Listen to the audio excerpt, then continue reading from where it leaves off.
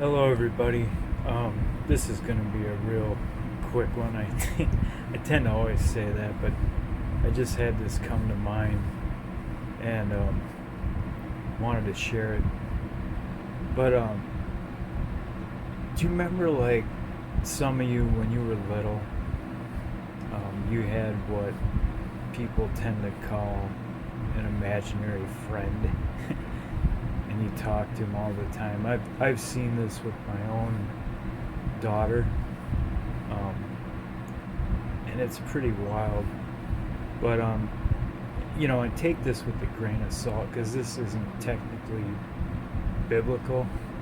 But I just had this come to my mind, and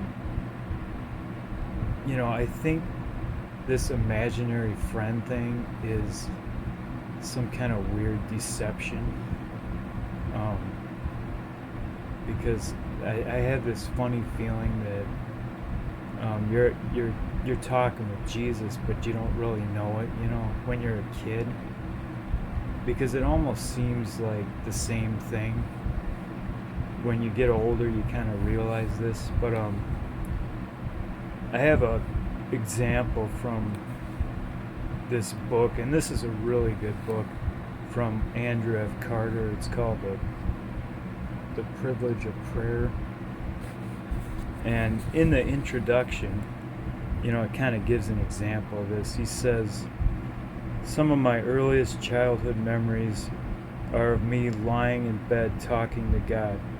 I remember laughing, crying, and having back and forth conversations with what adults would call an imaginary friend. Even though I didn't know much about God and who He is, I remember lying in bed asking Him random questions about what the purpose of life is, why I exist, what it meant to die, and where I would go if I died." And, there's way more to it in this book if you would like to get it, but it really helps you in your walk. But I just started thinking about this, and it's like,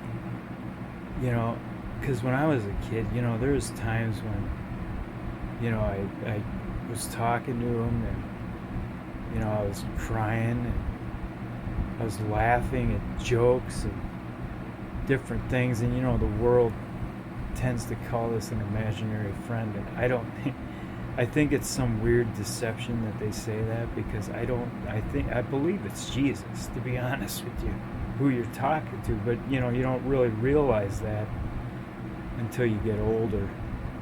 But that's all I wanted to share. I just had it come to mind, and I figured I'd throw it out there. God bless you. Talk to you later.